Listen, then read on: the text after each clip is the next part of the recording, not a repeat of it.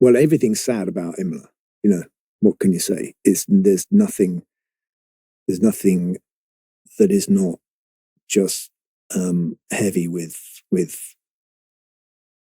grief and pain for that weekend, and irony and tragedy and the whole lot.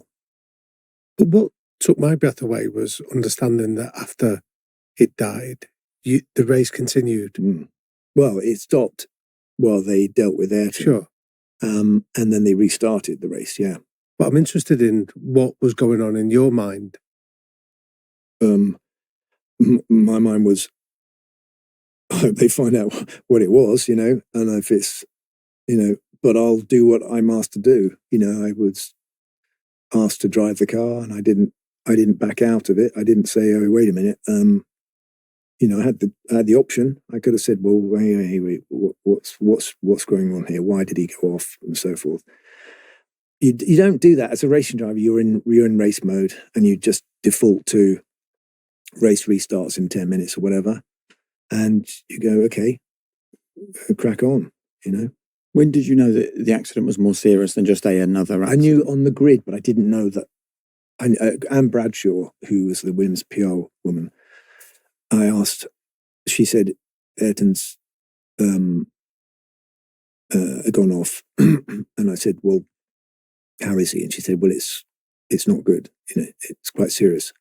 Well, that has a whole range of possible interpretations to it. So I didn't know he died until the end of the race, and then I was told, and I was in the medical centre because I had to drive without the power steering because they weren't sure what had gone wrong, so they turned off the power steering. So I'm like trying to turn this car that's designed to use it.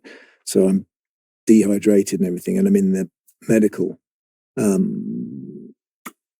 centre, and Dickie Stanford came and said that Ayrton had died, and that's the first time I heard of it. So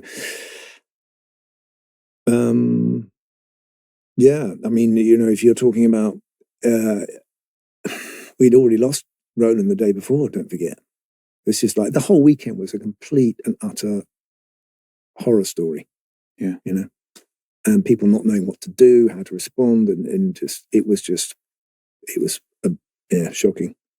And what about your own personal fear? Because if they're coming to you saying we're going to turn off the power steering, that naturally leads a driver to think, well, is there an issue with the car here? What's going on? Then they're asking you to go out on that. Race. I write in my book. I've gone into that in great depth, and I have made it very clear, abundantly clear, that I went also through all the technical data that we had after that, after Ayrton's accident and so forth. And my opinion is that it's a combination of factors, and it was not a mechanical failure. Yeah.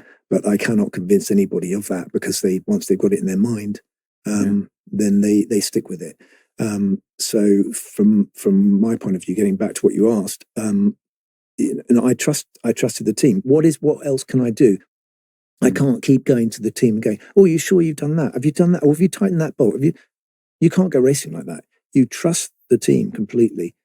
And you also accept that people are fallible. Sometimes things will go wrong, and you crash their car sometimes, because you made a mistake. So you're in a team, and you go, you're doing your best, and I trust you're doing your best, and we'll go racing like that. The most remarkable thing is you then still had a world championship to fight for in 1994. What did you do to put that weekend to bed and mentally move forwards for the rest of 94 when you came so close to winning the world title? I think I concluded that up until they died, both Roland and Ayrton loved racing. They loved doing it. And that's why they were there. And that if you didn't understand the risks before, then you shouldn't really be doing it, So there was no starker example of the risks happening. I mean, don't forget, Ayrton got in the car after Roland had his fatal accident. He decided, I am going to race.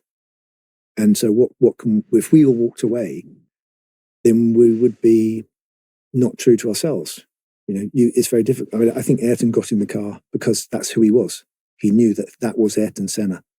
And he was a racer, and he and he give him a racing car, he's going to go and try and win a race. Without that, we would never have heard of him. You know, he wouldn't have been Ayrton Senna. And this is part of being true to yourself, really, I think. You know, so the idea was, okay, we are going racing. So once you get over that, we're not going to stop. I mean, Gerhard also spoke about not knowing whether he was going to carry on, and everyone knew. What we did know was that things had to change because something was wrong, either with the cars, the design of the cars, the regulations. They'd come from active suspension and suddenly they'd gone back to passive suspension, and there was clearly things they hadn't understood. And Max Mosley was very hot on making changes rapidly, just to show that they could represent themselves as being responsible sporting body, the FIA. Yeah. And so he said, right, we are making this safe as possible. And him and Charlie Whiting and Tim Watkins went to work, and together with the teams, they made the car safer. And that's why we have the halo. You know, ultimately we have the hands device, the halo, and Romain Grosjean can drive 150 miles an hour through a steel barrier, burst into flames and get out unscathed, you know. And that wouldn't have happened without what the changes that took place after Imola.